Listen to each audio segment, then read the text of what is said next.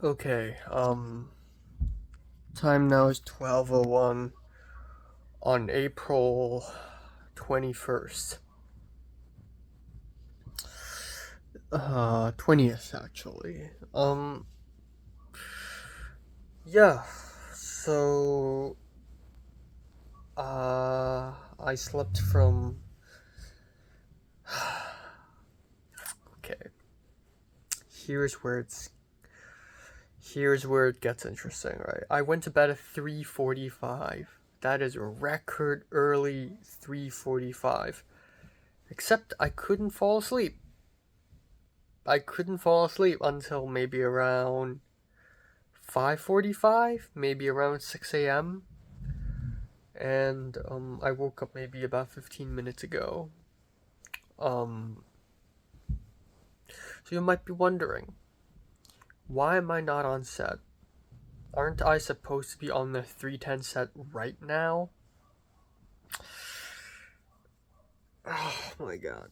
So last night, late last night, like 11:50 p.m., I texted Andrew Wu. I was like, "Hey, is there a call sheet for tomorrow?" And then Andrew's like, "Oh, okay, yeah, let me ask Brandon." So Brandon texted me and he's like, "Hey, thank you so much for agreeing to help out. Um Thank you so much for agreeing to help out. Can you send me your email address?" And I was like, "Sure." So I got the call sheet. I got the email from Brandon, and there's no call sheet. It, he forwarded an email to me, but the email has all the information except for the call sheet. So I texted Brandon, and Brandon's like, "Okay, let me send again." So I got the call sheet, and my name's not on it because I'm like a very late addition, I guess. But there were actually a few names that I'm familiar with. Actually, just two. One is Lily, who is a Cam's this Vietnamese American girl whom I've met a whole year ago at the APCA party. And then Harley, the Chinese girl who looks like Yin, apparently she's also there as an RPA. So that's pretty cool. I was like, okay, I'm excited. And then the call time. It's 8 a.m. Fuck me. So that's fucking crazy. 8 a.m. call time, which means the latest I need to wake up is around 7:20 a.m., which is fucking insane. When I read that call sheet, what the fuck is happening? Okay, I don't know. For a whole hour, some weird grinding noises are happening upstairs. Okay, um, so when I learned that the call time is 8 a.m., it was like 12 at midnight. So if I immediately take a shower and sleep, I could, in theory, sleep for about 7 hours or 6 hours, right? Which is not bad. But the thing is, for the last few days, I've been sleeping at 5 a.m.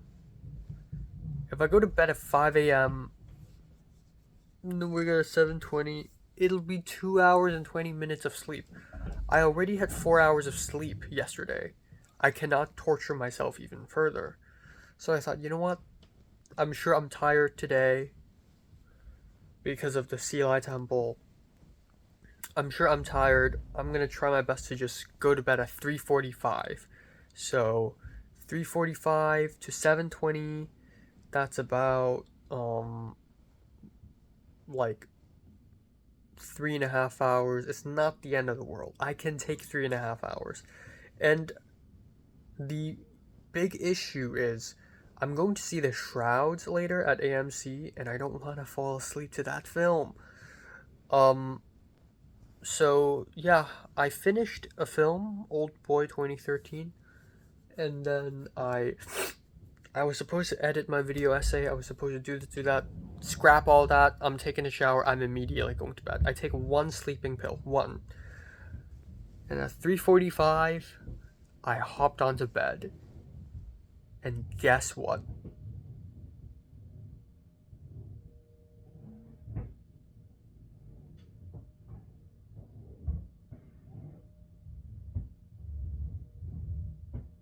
really want to know what kind of noise is that. Is it cabinet opening? Is it furniture sliding around? Like,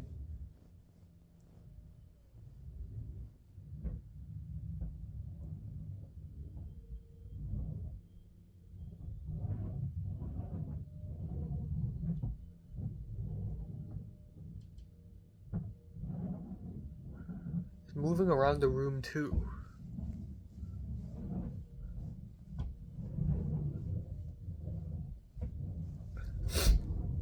Okay, well, this is great. What was I saying? Right. 3:45 a.m. I hopped onto the bed, and I can't fucking sleep. I can't. And I thought to myself, okay, I'll wait. And I waited and waited and waited and waited and waited. I just wasn't sleepy. So at some point I'm like, fuck it, I'll go and check the time. And it's 5:15. I literally rolled around my bed for 1.5 hours until 5:15 a.m. That is a fucking sickness. I can't sleep. I just can't. And I know part of it is because I've been used to sleeping at 5 a.m. But also, it's the fucking milk tea and the fruit tea that I drank last night. Of course. Fuck. So at that point, I had a dilemma. Should I even go tomorrow morning? So I thought to myself, holy shit, I'm not even gonna sleep the whole night. But miraculously, I think at around 6 a.m., I did fall asleep. But before that, I had a bit of a thinking. I had a little thinking, right? So, plan A, or like scenario A, I torture myself. I go to the 310 set, and then at 2 p.m. ish, I leave, I come back home, and then I head to the AMC theater. But it's gonna suck because I will be dying, basically. B, I go to the 310 set, but I go there for about maybe 4 hours, come back home, and then take a nap, and then head to AMC. Or scenario 3, I don't even go. And after some thinking, I thought, you know what, I shouldn't go. It's ironic because throughout the months, I've been desperate to hop onto a 310 set. I've been really desperate to do it. And I thought to myself, you know what, I should still go because of the connections and the experience, the film production experience. And yet, I just can't. I just cannot torture myself even further. I just cannot.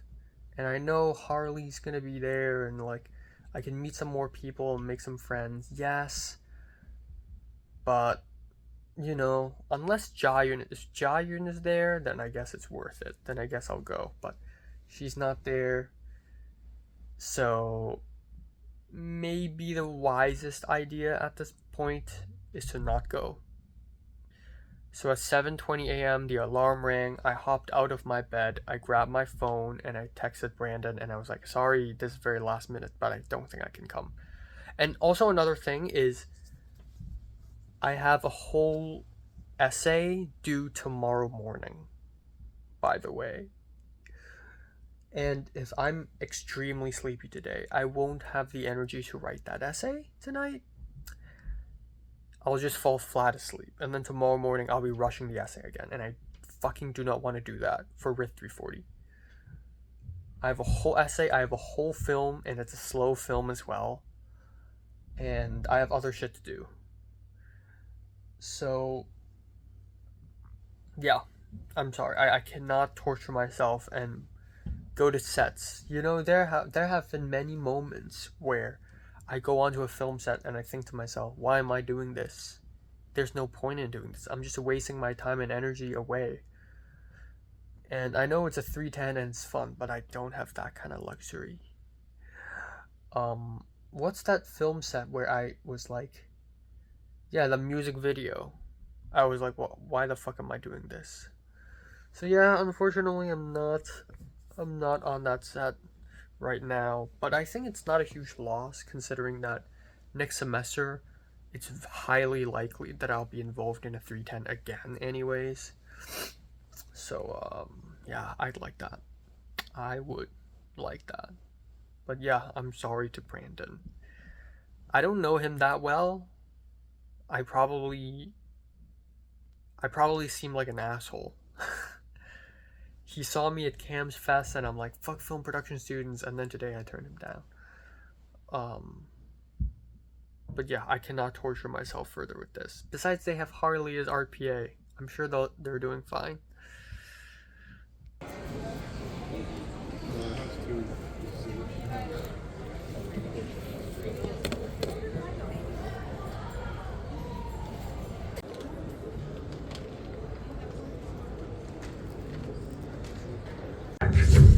Listen, mate, I think you've been out in the sun too long. No, my father gave me that board. I can tell you myself, that old board's been out there for as long as I can remember. She's a beauty, isn't she? They are. AMC babies. We make movies.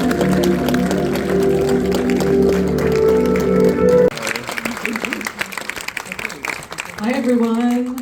I'm Katie Walsh. I'm so excited to be here to talk about this amazing film, The Shrouds. So please help me give a warm welcome to the legendary David Cronenberg.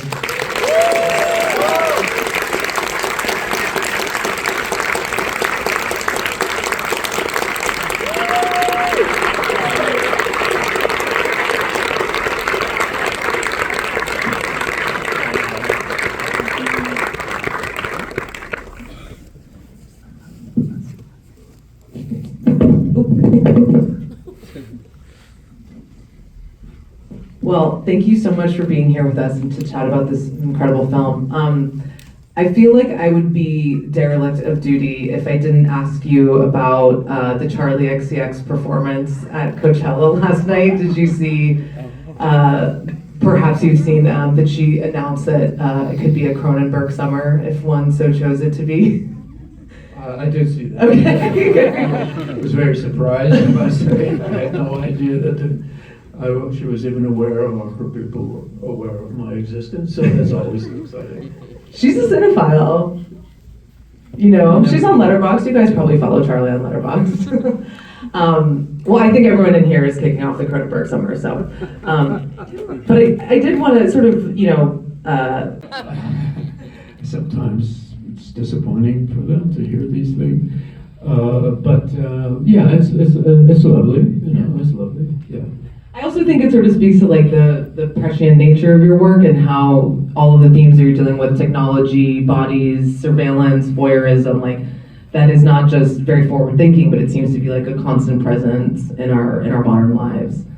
Yeah, well, I've never thought of art as prophecy, really. That's not really your job as an artist, but you're really commenting on the human condition as it's lived either now or in the past, if you're trying to recreate the past in a film. But your antennae are usually pretty sensitive as an artist, and therefore you pick up the vibe of the zeitgeist, and that usually means that you're anticipating some things that are going to happen, and it just happens naturally. I mean, I wasn't really, for example, in Videodrome, people like to think that it anticipates the internet and interactive television and so on. And when you look at it, you have to say, yeah, it really kind of does. But I wasn't really thinking of that. It was my own experience of what was going on at the time. And so sometimes it's predictive. I mean, there's a strain of science fiction that really does dote on anticipating things like satellites around the Earth. And some very famous sci-fi writers really took a lot of pride in anticipating what was going to happen in terms of satellite communications. And this is what we're talking about, the 1940s, 1950s, where that was absolutely ultra sci-fi, felt like an impossibility. But that was a particular strain of science fiction, which was not really my favorite kind at the time, and it's not something I feel part of, I'm curious how long you've been thinking about this idea of the shroud as the the way that you've envisioned it and imagined it in this film, because it is a It really came from the character of Karsh. He's a high-tech entrepreneur, and he naturally, therefore, that's his form of creativity. And it's also a way that he, therefore, deals with a lot of things in his life. And when he is confronting grief, that's also the way he deals with grief, is through technology.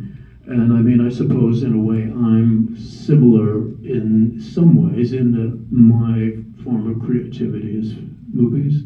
And so I'm dealing with that, my own grief in a movie. But I have to say that once, yes, I had a wife of 43 years who died in 2017. And that was certainly the impetus for me to make this movie. But as soon as you start to write a screenplay, you are creating fiction. You're creating characters who didn't exist before, and they sometimes surprise you. They push you around. They say things that you didn't expect them to say. They do things that you didn't really want them to do, but they insist on doing it. And that's when you know that you're creating a living kind of character. When that happens, you want that to happen. And at that point, you're no longer talking about yourself, really. You're talking about something else. Well, for all of Karsh's, tech innovations and even his conspiratorial side, the mystery that is threaded throughout this film, I think his emotional journey is the thing that I connect to most, and I think that most people are moved by when they watch this film. Just his desire to remain close to someone who he feels has been taken from him too soon, and so I think that emotional, aspect of it, of his characters is, you can put in whatever else you want, but that is so present for me, especially when I watch this film. It's interesting, I think, to note, the character of Karsh, most of the time he's pretty cool, he's pretty calm, he's not really overtly emotional, he's kind of pragmatic and functional, but it's the music that tells you what's going on underneath. And I was just in London for 10 days at a festival called the London Soundtrack Festival, and it was celebrating the music of Howard Shore. And he has actually written the music for 17 of my movies. We started off in Toronto together. Long ago, we determined that usually music in movies, especially then, was just there to emphasize what was already on screen. So if it was a scary scene, you have scary music. A romantic scene, you have romantic music, and so on. And we felt that music could do something else. It could be like another character in the scene. It could be telling you, addressing a different emotional stratum. And I think in this movie, and what Howard came up with, in concert with me, was music that is really addressing what's going on deeply in Karsh that he doesn't express mostly, which is the anguish, the despair, the loneliness, the desperation, and basically the grief in general. Yeah. I mean, it's really beautifully expressed. I know that you've said that you hope people laugh during this movie, and Did you laugh? fess up. Okay, thank God. Well, it's a funny movie. It is. All of my movies are funny, basically. They're not only funny, but they're funny. And it's interesting for me, different audiences, for example, this movie premiered at the Cannes Film Festival like a year ago. And there were not a lot of laughs. And the thing is that Cannes is a huge theater, 2,600 seats, red carpet. There's Cronenberg, and he's wearing a tuxedo. Can we laugh at his movie?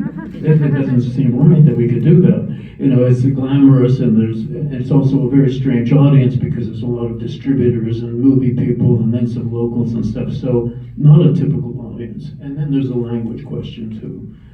Whereas when we showed it in Toronto, laughs from beginning to end, and the same in New York at the New York Film Festival. So, we need the laughs. I really do think that humans have evolved a sense of humor, to have a sense of humor, because how else are we going to survive what our consciousness gives to us, Indeed. And I also think that I love when movies about death and dying have moments of levity and humor because it feels so authentic and human to the experience. If you've ever, we're all going to experience something like this at some point, and like there are funny moments. Wait, what? I'm sorry to break it to you.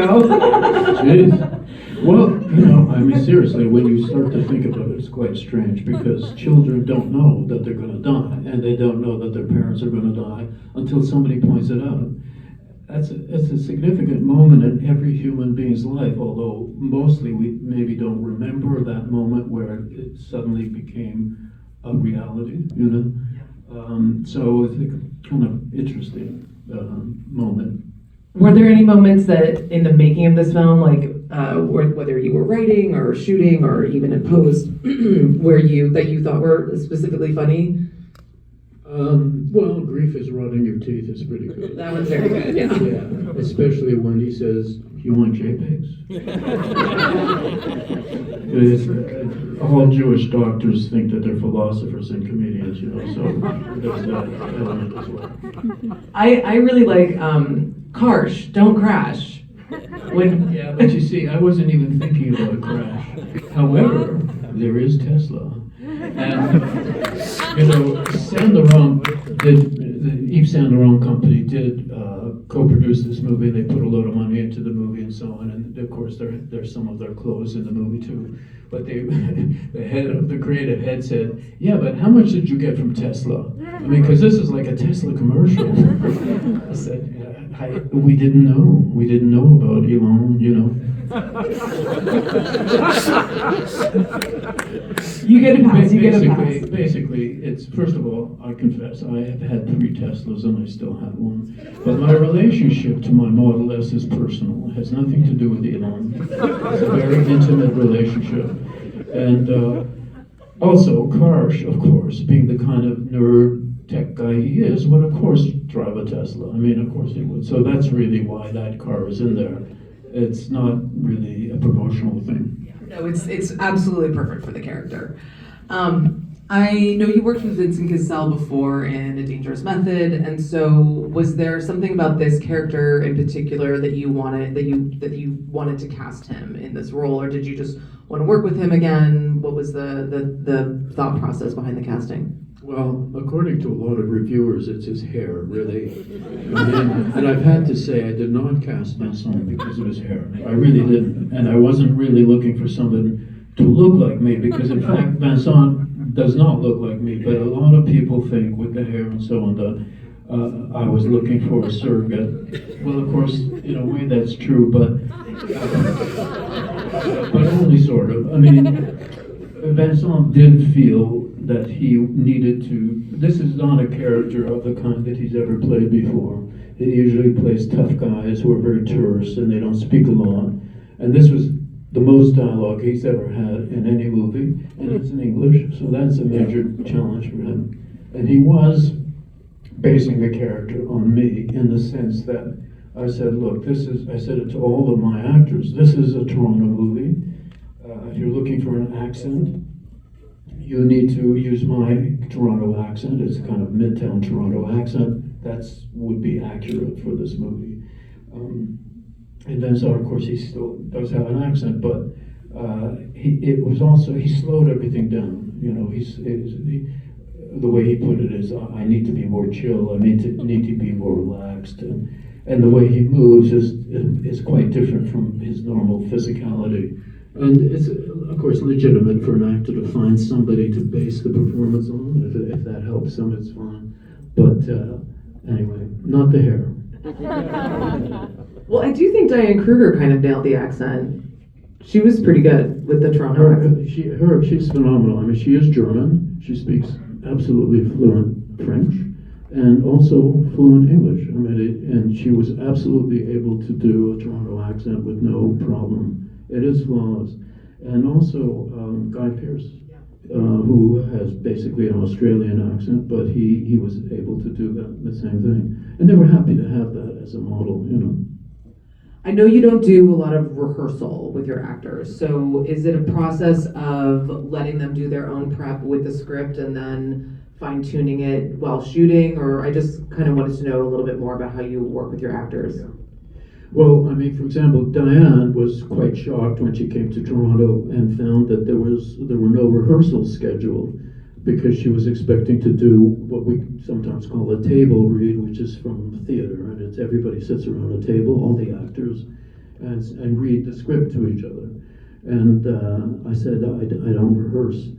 I had tried it once, and I found that when you actually get on the set and the real costumes and the real actors and the lighting and everything that you did or in the table read becomes irrelevant. And I decided at that point not to do that. And I didn't really want to start micromanaging the actors' performances. One of the things that I say to film students is that casting is a hugely important part of directing. It's not something they teach you in film school, but it is part of directing. And if you're good at casting, have you had the sensitivity to be able to decide, what the chemistry amongst the actors might be? Actors who you've never seen in the same room before, but you somehow, it's kind of a black art casting. So I depend. There are other directors who do that too. I mean, I think Woody Allen doesn't really talk to his actors very much after he casts them.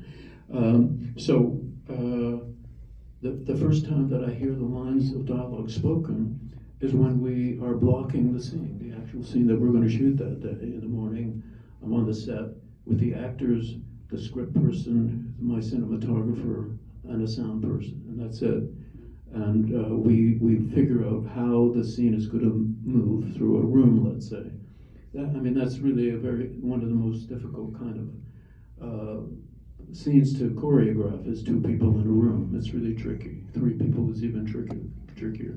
So it's, do you stand at the window with your back to me and then you turn and speak after this line of dialogue? We work all that out. And I let the actors just do it, and then we modify it a little bit, and then we're shooting. And has an actor ever surprised you with their choices or anything when they come to set, or are you kind of like, based on the script and who you've cast and everything, kind of what they're bringing to the table? Well, I really want the actors' intuition, that's why I cast them. I think they're sensitive, they're smart, and they understand the character. Now, Diane said that she and Vincent really ran the lines together a lot, but I wasn't there. I was sleeping. I was having a nap, or maybe I was having lunch. So I really like that when the actors do a lot of work themselves. Vincent was worried about, getting the dialogue right, and he was. I do one or two takes, that's it. I don't do a lot. I think this one thing that strikes me so much about this project in particular is you don't see the tech world right now kind of innovating in the death space, the cemetery space. They're all trying to optimize how to not die, right? They're all trying to stay alive for hundreds of years. But I think there's a real opportunity here. Yeah, by the way, I'm thinking about franchises. If any of you are interested in an investment, you could just have one grave in your backyard to start with, and then sort of work from there to world domination. Yeah. And restaurants and cemeteries is really an opportunity. Go to Yeah. Have a good meal, and then you bury yourself. So yeah, it's interesting. But even if the tech guys who are so worried about the future that they forget that they're living in the present, which is the way I see it, even if they live to 200 years, they're still gonna die. It's like Exactly. The other thing that I so rarely see a film about grief and loss where that doesn't really invoke spirituality or God or the afterlife. But it almost feels like his magical thinking is in this conspiratorial mindset that he has. His trying to figure out the mystery of his wife's illness and her death and all of these things that ultimately maybe they matter, maybe they don't matter, what was going on, but that's where his mind is going as he's trying to figure things out. I'm curious if if that was something that you were grappling with in writing. Yeah. Well, at one point, Terry says to Carr, she says, "That's your grief strategy." And part of the strategy is conspiracy. I also think that we have evolved to look for meaning in everything.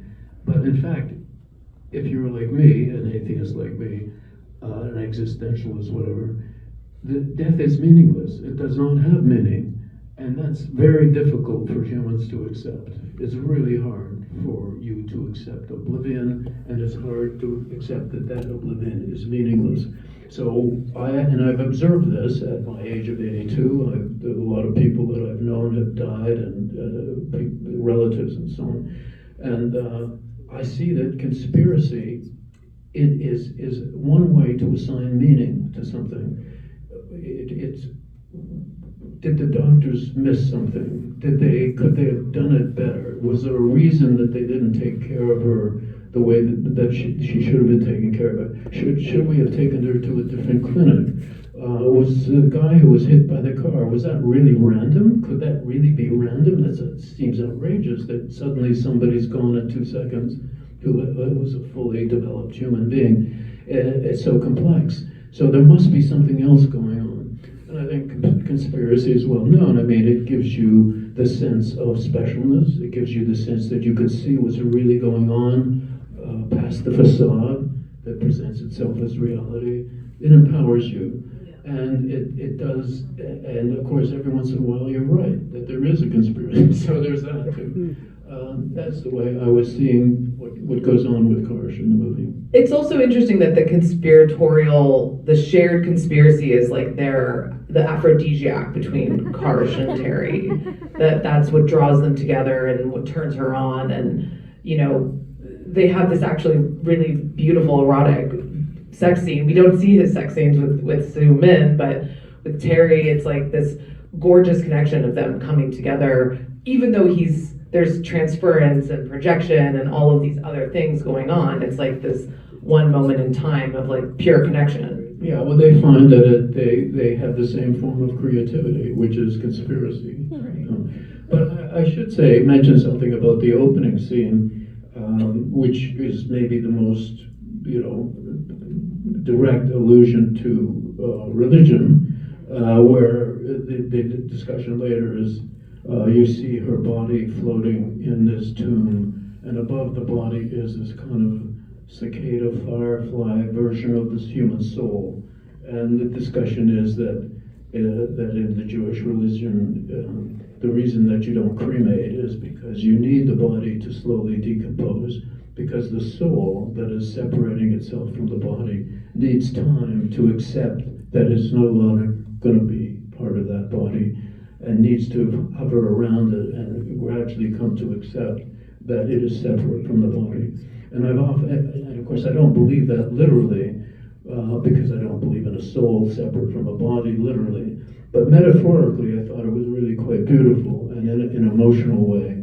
And it only recently occurred to me that in a way Karsh is that soul fluttering around her body. He is the soul fluttering, and cannot let go of that body, not yet.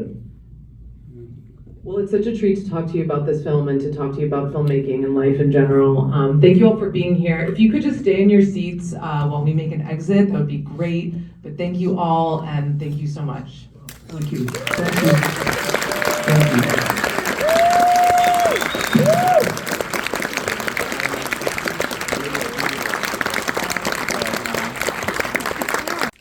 Okay, time now is 9 p.m. I just came back home half an hour ago, and I just had the very brief HKOS Zoom meeting. But yeah, let's talk about today. First of all, that was a terrible fucking sleep. I couldn't fall asleep until like 5 or 6 a.m. in the morning, and I don't think that's happened to me since a while ago. Mainly because I've been having so little sleep so far this year that I don't even get the chance to experience insomnia. How do you have insomnia if you're not even sleeping that much? But anyways, that was terrible. That was caffeine-induced insomnia, I think. And I think it was a wise choice for me to turn down Brandon. To be honest, though, I think Brandon told Andrew Wu to tell me to join his set on Wednesday night. That's kind of late because at that point I already have things planned for the weekend. So I can't entirely blame myself, even though I feel bad because I've been so desperate to hop onto a 310 and, help out on a 310. And this is this would have been the second time I ever work on a 310. And also the first time where somebody's asking me to help on a 310 and not me begging people to, include me in their 310s. Ironically, though, last year when I was in the 310 with Reese Zemeckis, I was there for 2 days. But if I had gone today, I would have been there for like half a day. So it wouldn't be that great anyways, I feel like. But I don't know, still, I have about 3 people there that I've spoken to, so it would have been a nicer environment anyways. What else? So, yeah, but it was a wise choice. I think in a parallel universe where I had woken up and gone to that 310 set, first of all, I would have embarrassed myself because I would have been I would have been dizzy and dying. And then I would have been late to the film screening, and then it would be torture. I would come back home and I would just fall asleep. So now I'm wide awake, and that's good. So anyways, I woke up, filmed an album review, I had lunch, and my lunch stuff is still here. I didn't have time to wash my bowls and plates. And then I went to AMC The Grove and took 2 buses there. I was right on time, and I had a little extra time to go visit the Criterion Shelf at the Barnes & Noble. Pretty nice, I remember how excited I was like 4.5 years ago when I saw the Criterion Shelf for the first time. And now I'm not as excited, but I go there just to take a look. It's a little, it's ritual. You just kind of have to be there. And anyways, and then I watched the film. It's pretty good. Saw David Cronenberg, one of the legends, probably the most legendary filmmaker I've ever seen in person. I think. Yeah. I mean, Bong Joon-ho is my favorite filmmaker I've seen in person. But I think if you talk about impact and legendary status, Cronenberg is like up there, So I'm really happy to see him. Just blessed. Just really, really blessed. I was going to take a bus back home, but after the Q&A, it was like 7:45 p.m. already. So if I take a bus back home, it'll be a whole hour. And usually that's fine, but it's not fine today because at 8 p.m. there's a Zoom meeting, the HKOS Zoom. So I took an Uber back home. That's $25. I know that's a lot, but fine. It's just once. I don't think I've actually, so far this year, I think I've only paid for an actual Uber twice or thrice, not counting the ones I've shared with people because those are way cheaper. But yeah, keeping those to a minimum. But I had to do it today. And I think it was a good choice as well. Yeah, it costs, but gotta go home early for the Zoom meeting, and it just saves time and effort for me to go home and do some other important stuff. So yeah, I had the HKOS Zoom meeting. I tried to do more, for HKOS. I'm always scared that I'm not doing enough. I feel like that's a bad habit, and that is I always feel like I'm not good enough for things. So I always try to overdo things.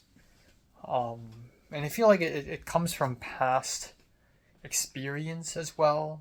I feel like I'm not putting enough work into ALI, or I'm not putting enough work to to PIT, or I don't know, just anything.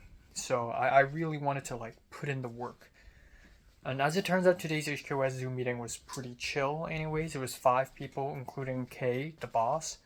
And we just talked about, she's like, oh yeah, we saw your graphic design thing. It's good. It's just there's copyright issues with the photo, and I'm like, yeah, well, yeah.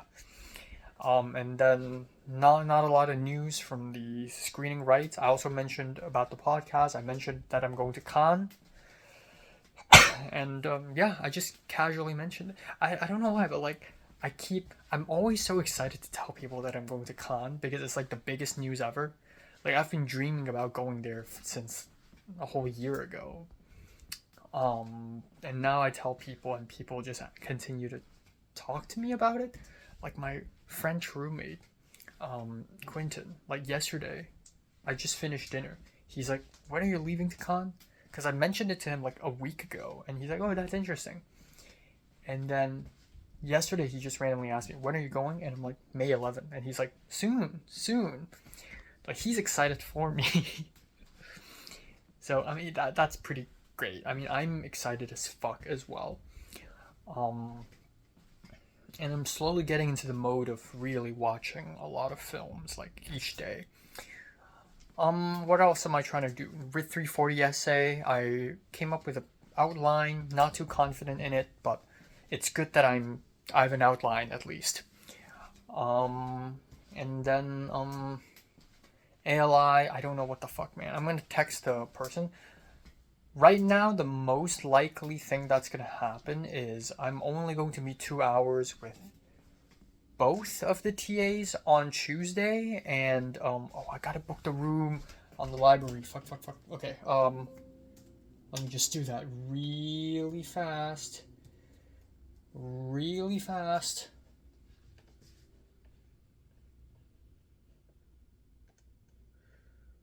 Oh god. I'm fucked, am I? Fuck. I'm not completely fucked, but I'm a little bit fucked.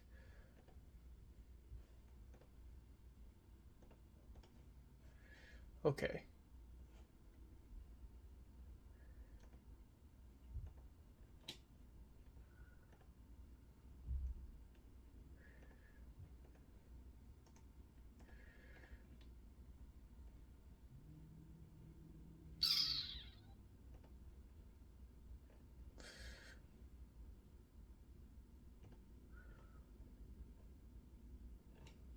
Boom.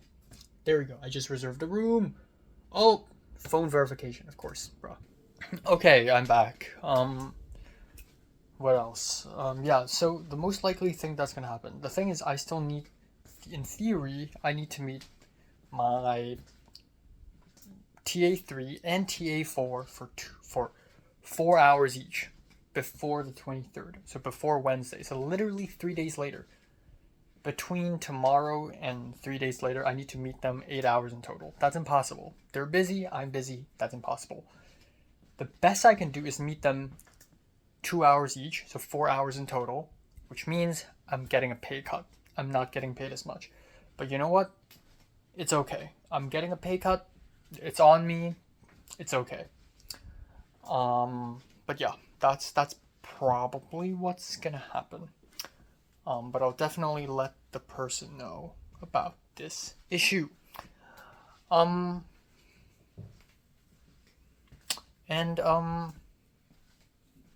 yeah.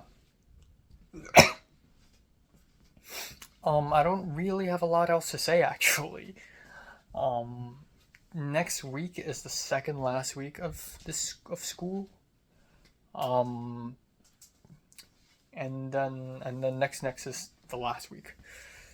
Can't believe the semester is over. But I think this semester has been the most eventful semester yet. I feel like I really went above and beyond for real, especially with my short films. I can't wait to release Remain in Light and Smooth Operator. I think these two shorts will fare well with USC students, obviously, because it involves a lot of USC students. But I also think I've really excelled with my filmmaking. I think I've surprised some people, some classmates, some professors. I think I really put myself out there, and I've made some really good connections through the times. I really have. But yeah, that's pretty much it. I still if I run into Maisie on campus, I'll definitely remind her that I'm interested in helping her out. She might be forgetful. Maisie might not be as smart as I think she is, but she's really artsy. And Giant.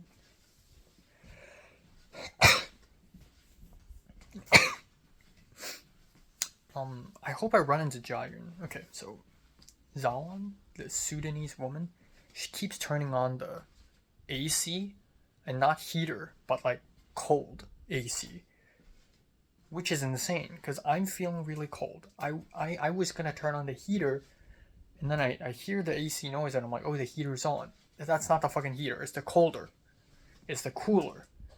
So I'm actually a little cold right now. But either way, thoughts on Jayun. I think she's just like this free floating girl. Like, she has no specific agenda towards me or anyone else.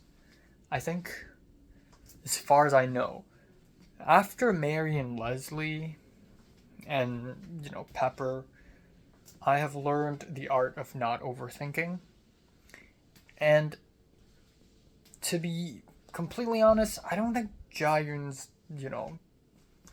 I don't think she's that complicated of a person, nor I think she has any specific feelings towards me or many other people, other than, oh, you're a nice guy. But we're already stepping into the second last week of the semester.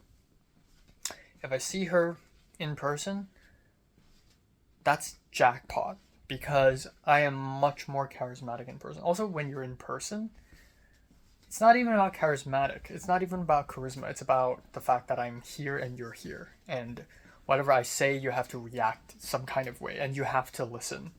If you're texting someone, you say something, you have second thoughts, they don't react immediately, or they don't react at all, it's tricky. When you're in person, it's much better. And, I could say something like, hey, have you seen Sinners? Maybe we could watch together. Something like that. Some stupid thing like that. Because I want to watch Sinners on IMAX. Justin T's not available the entirety of next week because he just has a lot of assignment. I don't know who else I could watch the movie with. I mean, Michelle's in Long Beach and she's probably busy too. And, I don't know. I don't really know. I do want to, see movies with Jayun. I think Jayun is exploding with talent and creativity. But the thing is, she doesn't watch enough films. She's not hardcore enough a cinephile. Imagine how powerful she will be if she's well versed in the cinematic language, Imagine how powerful I will be if I have all the connections, So maybe if I befriend Jayun, as a close friend, I would become super powerful. And since she has all the friends and also all the talent of, making friends, if she's well versed in cinema, I think she would also be unstoppable, like an unstoppable force. So, yeah.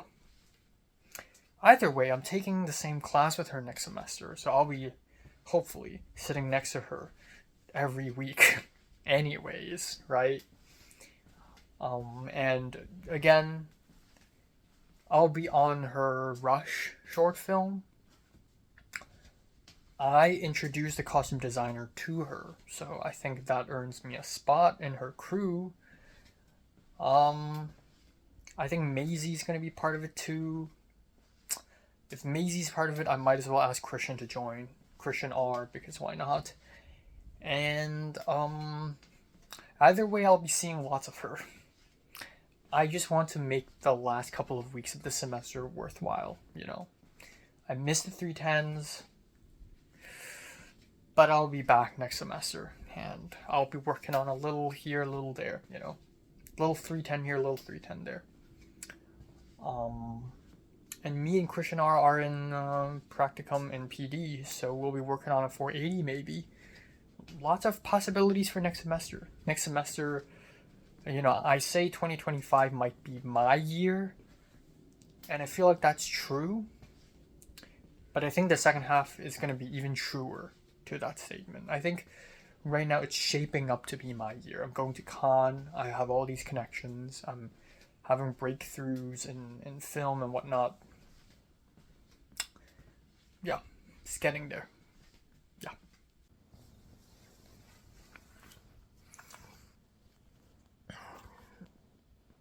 Okay, time now is 10:38 a.m. in the morning on April 21st. Yeah, slept from 5, I'd say 5:15 to 10:30. Yeah.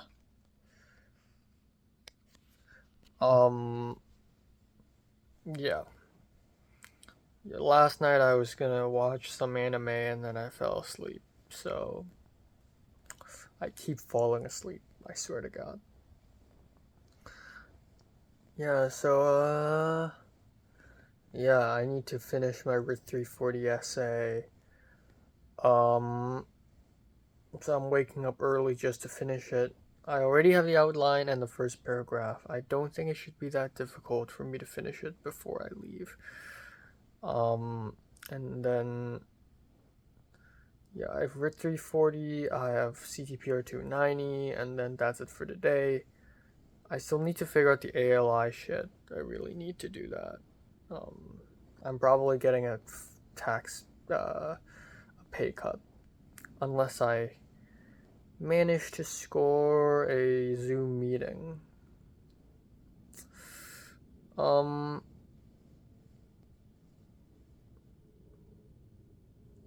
What else?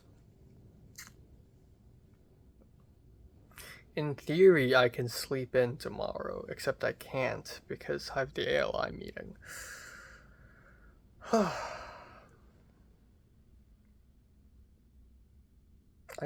Okay, tonight I need to sleep earlier than 5. That's for sure.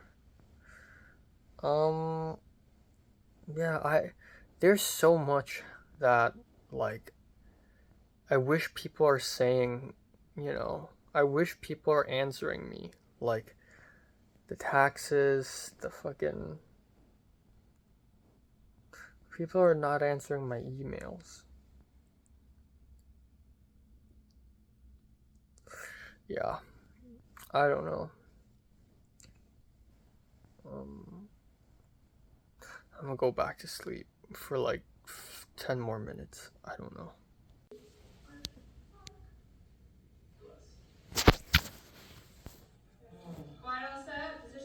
Okay, time now is 9:29 p.m. Yeah, long ass day. It's good to know that we're in the second last week of the semester though. I can finally rest after this. Rest. I don't know, when will I actually rest? I think early June will be my actual rest. Like, I still have a whole month to go, but after 2 semesters I'm done and I can focus on con. So again, today's mildly interesting. Nothing too crazy happened. Right off the bat in the morning, as it turns out, Koreeda is coming to LA to do some in-person screenings. And even though I've been to a lot of film screenings already, and after a Minecraft movie, I was like, yeah, I'm done. But of course I'm not done. I still want to watch Sinners, and then now this. So I was like, okay, I'm gonna tell Justin T. And Justin T later said that he's not even that familiar with Koreeda. Oh shit, I gotta send that to Christian R. Fuck. Okay, I gotta let Christian R know. Christian R should come. Yeah. So a little bit later, Jacob, Justin T's roommate, DM'd me telling me about Koreeda coming as well. So I was like, okay. And he already bought the ticket to Afterlife. So he's here on May 10th and 11th. I can't do 11th. I'm leaving on a plane and I need to pack too, bruh. So on the 10th, I guess I can go on the 10th. I guess it's not the end of the world. Besides, I think throughout historically in the last few years, I never spend my last day in LA completely at home. I always have something stupid to do. So I think it's fine. It's fine. It's just a movie screening. My major concern isn't even if I have time to pack my luggage. My major concern is actually if I would be completely burnt out from watching too many films. The thing is, I want to give myself a little space before con so that I can rest and not watch too many films before I take the plunge and just constantly watch films. But the thing is, it's difficult because I have so many films I plan to watch before con to prep. Like tonight I'm watching Raw, tomorrow I'm watching No Bears. From this point on until like next week, I'm basically going to be seeing a film a day plus multiple anime episodes a day. So it's gonna be, I'm already gonna be very burnt out anyways. But hopefully I get to enjoy Afterlife with Koreeda. Yeah, and that's May 10th too, and it kind of clashes with my finals. I don't know. Anyways, so that's one thing. Next thing is a RIT 340 essay. So I woke up and I gave myself about 2 hours to finish writing my RIT 340 essay. Even though I got an A in my last essay, I got a D in my last essay. So I'm like, I don't know. The score I'm going to get for this one is anywhere between a D and an A. So I don't have any sense of certainty as to how well received my essay is going to be. So I try my best to write well, but the topic I'm writing this time is so different. I think I got an A for my last essay for 340 is because my last essay was genuinely beautiful. It's about letting go and seeing your actors come alive, seeing your characters come alive.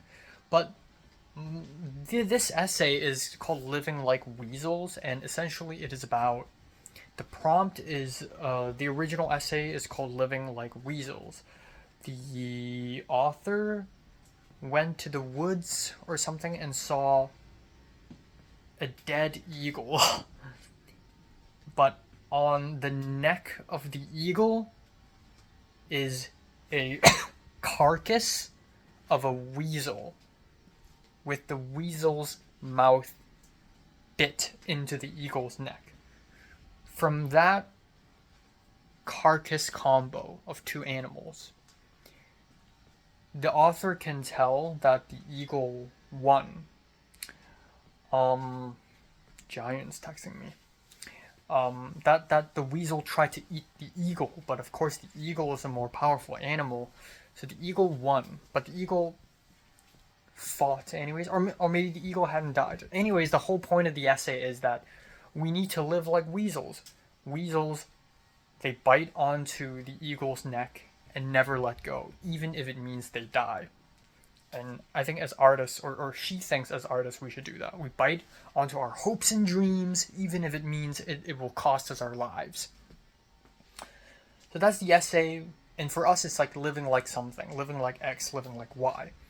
Last Wednesday, I and the professor basically hammered out the idea, and our idea is living like a filmmaker who wants to be understood and doesn't want to be understood. But I want to add a story into it. I also kind of want to talk about my own personal experience. I also don't know how exactly am I going to approach this. How do I turn it into a kind of a morality thing, like have a moral to the story? It's a bit clunky, so I was kind of struggling with writing this. It's not my best work, but I was very careful in terms of grammar and the way I, the line of thought throughout the essay. I made sure it's smooth. Anyways, I finished doing my essay, and as expected, I didn't have time to film a movie review, so I left. And I left. I walked to FedEx office, and it took 15 fucking ballsack minutes for the printing code to arrive in my email. So I have to email FedEx my document, and usually it takes some time, between 5 to 10 minutes, for them to email a code back so that I could use a code to print out my paper. And so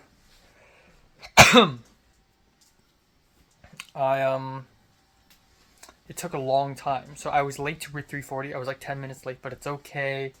And then the class ended early. I arrived at 3:40, sat down, didn't do anything, and then submitted my paper physically, and then left.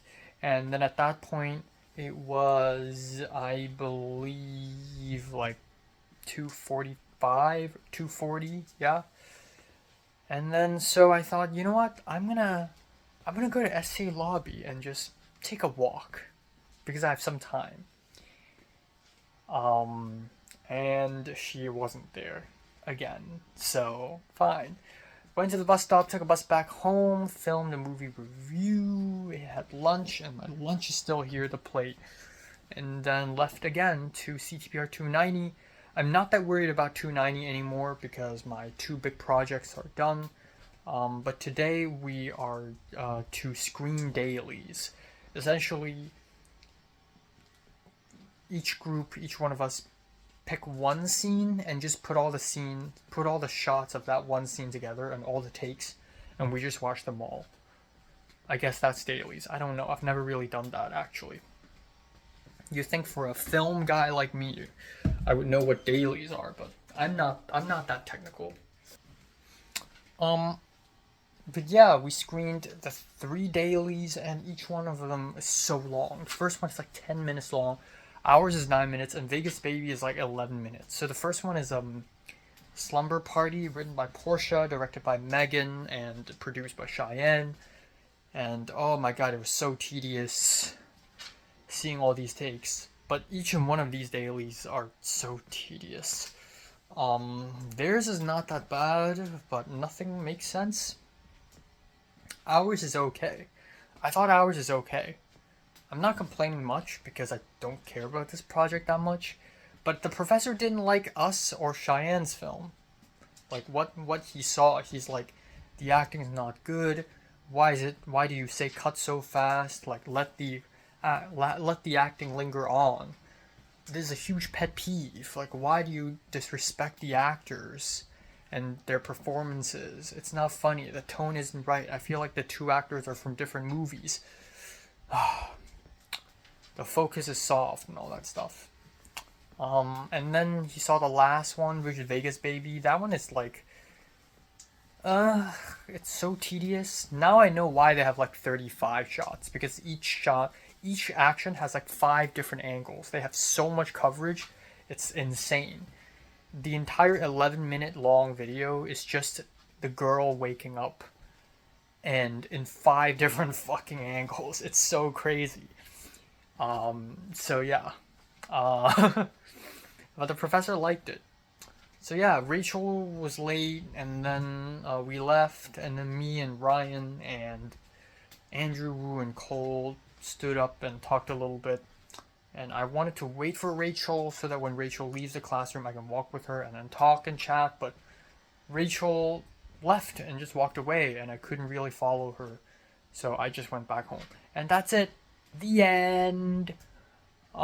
Very mild day indeed.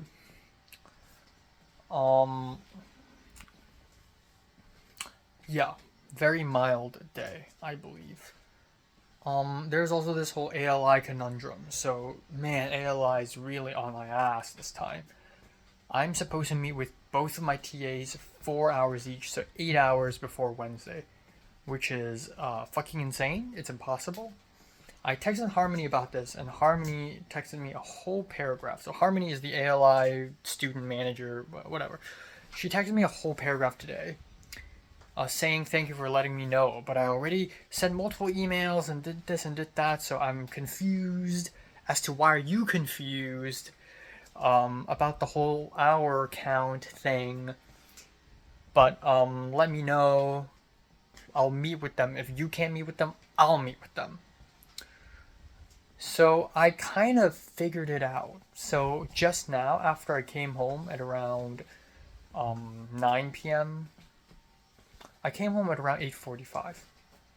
I don't know why I was so late. No, I came home at around 7:45. So from 8 p.m. to 9 p.m. I had a Zoom meeting with TA4. So that's a 1 hour long Zoom meeting. Actually, it lasts like 50 minutes, but I'm gonna consider it 2 hours. And then on Wednesday, I'll meet with him for 2 more hours. So yeah, that's that. And then with TA3, I will be meeting him for 2 hours on Tuesday, and I was gonna ask him. I was asking him like, how about Zoom meeting tomorrow night as well, or Wednesday night as well? But of course he's busy. And then he said, how about Friday? And I'm like, great idea, but unfortunately it doesn't count because it only counts if it's before Wednesday. So if we meet on Friday, the hours don't count. And so I was like, great idea, but unfortunately I don't think it will count. And then he's like, no, but I asked our instructor, her name is Rika, and she said it would count. And I'm like, okay, if you say so. So I guess we're meeting Tuesday 2 hours and Friday 2 hours. So hopefully it all works out. I know I'm fucking this up so bad, and I don't know if they'll hire me back for the next semester's ALI program. But the fact that I got 2 semesters worth of job is already really impressive. So let's pat ourselves on the back. I still don't know how to file taxes. Still no news from the payroll email. I'm going to email them again. I still don't know how to file taxes. And I probably should, actually, because Trump may deport me if I don't. Anyways, Jiayun just texted me saying that she's missing some equipment. Some a whole ass box of MC LED lights during our shoot, Summer's End, and asked me if I saw it, and I was like, no. But yeah, didn't see her, but I do want to speak to her. It's second last week. Also, as we were leaving SCA today, Andrew Wu, some Asian girl, went up to Andrew Wu and spoke to her, and I got a sneaky feeling that that is the girl who directed the 310 shoot that was yesterday. And I was right. I mentioned to Andrew Wu, oh, by the way, I couldn't make it to the 310, and Andrew Wu was like, oh, it's fine, I only went there for like the last hour. And then the girl was like, oh, that's my 310. And I'm like, oh, well, I hope it went well, and I may come to the screening at the end. So yeah, again, it's a bit ironic. I was so desperate to get into a 310, but I never did. Yeah. But yeah, I digress. It's the second last weekend. The truth of the matter is, I don't know. I feel like, I still want. I've been saying this shit for 4 months. I still want to sit down and have a coffee, a drink, or something with Jiren. And that is primarily the closure I need for all that Christmas shit. Or maybe not closure, maybe it's just the beginning. But truth be told, I don't really have any strong feelings for her. I just think that, like, it's not really that strong. I'm just like a little bit intrigued, is all. And that's nothing. I wouldn't even call it a crush. I don't think, if it's a crush, I would know it, you know? I don't think this is. But then again, every time I question my own ability to love, it also has to come into consideration that my personality is different now than I was two years ago. And 2 years ago, I was different from when I was 5 years ago. My personality keeps changing, right? My priorities, my attitudes, the way I walk, the way I talk, the way I look, the shape of my face and my body and my hair, they change constantly because I'm a fucking psychopath. I was gonna say I'm a chameleon. So sometimes I'm like, I don't know if I'm in love or not because my brain chemistry is altered again, right? Because I'm such a freak. So I don't know. I genuinely don't know. The circumstances are different too. Like, back in the community college, Leslie was like the one of the only 2 East Asians there. Well, there's like, yeah, actually, yeah, and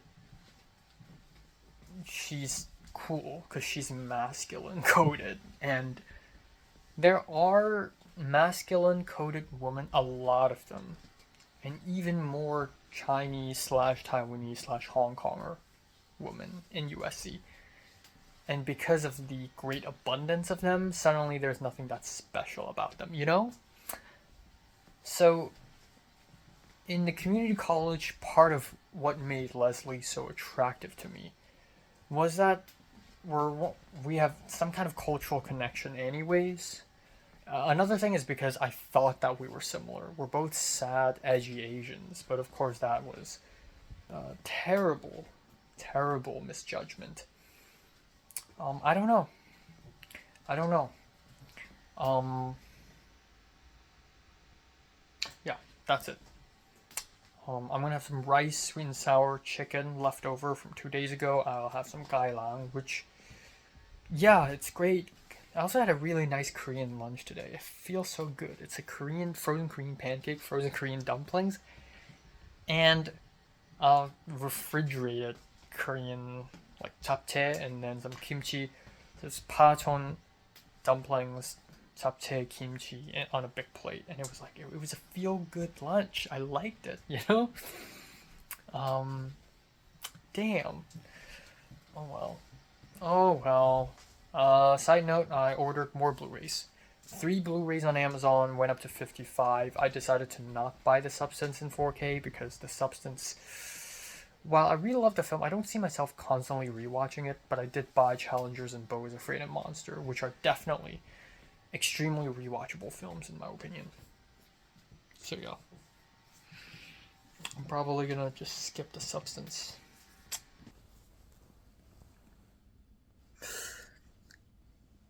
Okay, time now is 12:03, on April 22nd. Uh, yeah, so, I slept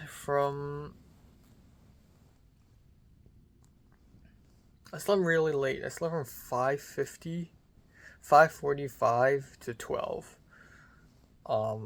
So yeah, slept really late and woke up really late. Very bad. Um, and I'm still tired. Um, I don't know why. And last night I didn't do much either. I feel like I spent 2 hours just doom scrolling. And then I tried to do homework and I couldn't finish them. I tried to watch a film and I couldn't finish it. I'm like 20 minutes away from finishing it. I watched half an episode of anime and I'm like, fuck, I gotta go to bed. And then it's 5:50 already. I was going to the bathroom and I almost fell asleep. I don't know why. This is all fucked. So yeah, today hopefully things are a bit different. Usually on Tuesdays I wake up a little earlier. What happened? Well, there's no religion class, apparently. I need to double check actually to make sure it's today. That is no religion class. But yeah, apparently there's no religion class. The only thing I really actually need to do today is to meet with TA3 from 2 p.m. to 4 p.m. And then after that, I think I will head over to Target to buy a little something, and then I'll head home, and that's it. That's good, because then I have nothing else to do for the entirety of today, so I'll be finishing some homework, because I do have homework. I'll try to file taxes, and I'll be watching a lot of movies and a lot of stuff. I'll be watching and watching. I guess the other cool thing to note is that Jayun texted me yesterday. Even though I didn't see her, she texted me. She was like, Um, yeah, she was asking me if I've seen a box of MC LED lights, but I continued the conversation. I was like, so how did it go with the costume designer? Because I recommended her a costume designer. And at 1:20 a.m., she responded to me. She was like, oh, that went well. She's on board now. And there are also other exciting developments to my film. So, of course, I asked, what are the exciting developments? And then she's like, well, you know, the costume designer of Westworld likes my film and maybe she'll help me. And I'm like, what? Westworld? Like HBO, Jonathan Nolan's Westworld? And she's like, yeah. And then she sent me all these screenshots of the person and her email. So apparently Jaehyun wrote this amazing, fancy ass email to the costume designer of Westworld / Once Upon a Time in Hollywood. I think she was one of the costume designers. She wrote this very amazing email like, hey, we met a year ago in this program called Quirk, and I was just wondering if you would be interested to learn about my project. So my film is called Rush, and it's inspired by this and inspired by that, and and I was like, holy shit, you can just email people and they'll get back to you. That's crazy.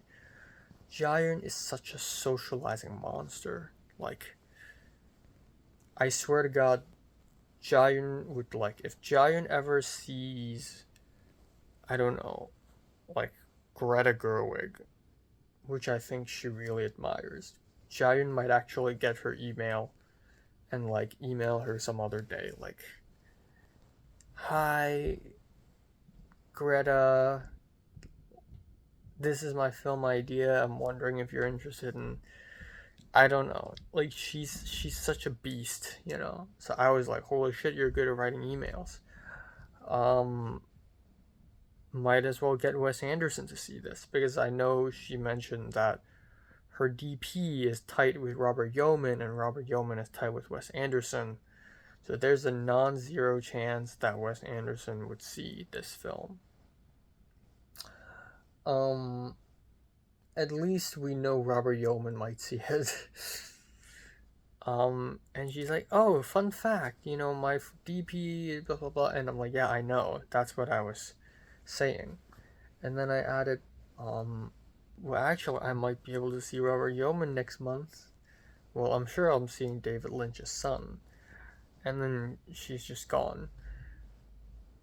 I think she thinks I'm just joking, but I'm not. I'm going to Cannes,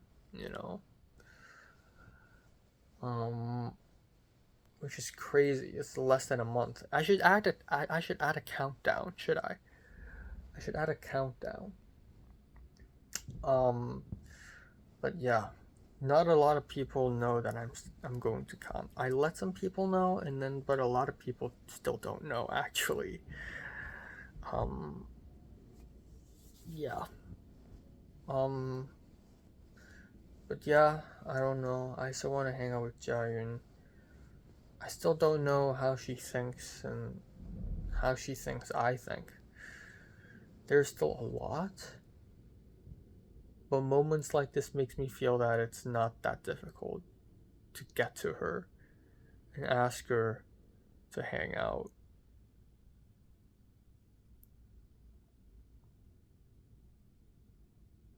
Sometimes I'm like, wow, it's difficult. I'm so far away from her. Sometimes it's like, maybe not. Yeah. Okay, time now is 10:37 p.m. Not a lot happened today actually. I woke up, went to ALI meeting with TA3 at the Levy Library. It was nice because today's one of those few meetings where it actually felt like 2 hours long, even though it's actually more like 1 hour and 40 minutes because I was 10 minutes late and we ended 15 minutes early. We did some evaluation thing, and then we finished the holdovers. I had to skip through the ending, but it was good. And then I went to Target for a bit, and I came back home, and then I've been at home for the entirety of today. I'm so tired. What the fuck? I almost fell asleep, or like I was leaning to fall asleep. It's so fucking crazy. I don't know what's going on with me. I think I know what's going on with me. It's just that I'm baffled by how tired I am. I just, this is really bad. Like, I really need to start sleeping early, but it's tough because I can't. But like literally nothing else happened today. I think this morning, and by this morning I mean like afternoon after I woke up, Jayun texted me again, double confirming or double asking me if I had seen the MC light box. And that is the moment when I remembered, oh yeah, I took photos. Because I take photos and videos of literally everything. So I sent Jayun a couple of photos I took of that set. And Jayun realized that the box still isn't in that photo. And then she just ignored me. But yeah, wow, we spoke to each other 2 days in a row. That's crazy. What are the odds?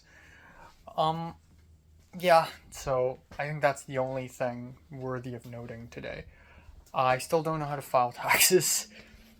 I still can't file that shit. I'm gonna email the payroll office again. And I have a RIT 340 thing due last night, but it's basically impossible to finish it last night because it's a 750 to 1,000 word manifesto, and I can't finish it yesterday at all. So I'm gonna try to finish it later. Yeah. I don't know. I'm so tired. Yeah. I'm really tired. And I don't really have anything else to add at all. Today's one of those days where I have nothing to say. I think I have nothing to say. I don't know. Do I have anything to say? Yeah. I think, God, I wish I could see Jai in person. Some things are better to say in person than over text. But yeah, after the ALI thing, I'm done. I don't even know I'm going to Maisie's set because I looked at Maisie's Instagram story and Maisie's already filming something on an LED screen, so I assume that it's related to her thing. And then, because I thought it would make sense if it's like a weekend or something. I don't know. But yeah, I guess not. I guess Maisie's already shot her thing. So if that's the case, then I guess for this semester I'm done in terms of film sets. I'm done. There's also Rush, so hopefully I get to go to that one. Not a lot of updates in Cannes. Sandrine randomly sent a couple of photos of like objects, like candles or like wood sculpture things, and said something in French. And then she deleted them, saying, "Oops, sorry, wrong group chat." And then she later @Enocked me, saying, "Oh, by the way, maybe you can try linking the YouTube videos to the blog on the website." And I'm like, yeah, that's a great idea. I went to Target. Oh, I saw Emma walking away from Target. She didn't see me, but after Target, I waited at the bus stop for like 20 minutes for the bus to show up. And then as I was waiting, I was like looking at my phone and I had my sunglasses on and I was listening to music. And then Colin and Garrett suddenly showed up out of nowhere and said hi. And I was like, oh, hey. And I like stopped the music and put away my sunglasses. But by the time I stopped the music, they already walked away. It's so funny. I'm so awkward. What the fuck? They probably saw me walking back and forth at the bus stop. That's it. Honestly, I'm feeling okay. Like, I think after spring break, the last month has been pretty nice. Like, I'm still perpetually tired, but I think emotionally and mentally I've been doing a lot better. Yeah, which is good. Which is good. Let's keep that up. I really have nothing else to add, actually.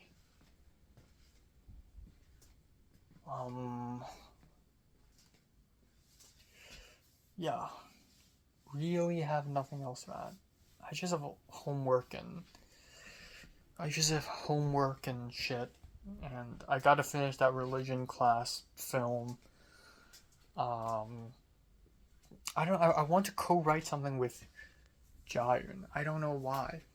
I think she has a lot of talent, but I think she has a lot of potential. But I haven't seen anything from her that really jumps at me, and I kind of want to see her make something crazier than that, you know? Like, I don't know. I want to co-write something with Colin as well. With Colin and Garrett, perhaps, because they're constantly with each other. Yeah. I'm not even that hungry. I ate lunch at 6 p.m., for fuck's sakes. I'm not even that hungry right now. Fuck.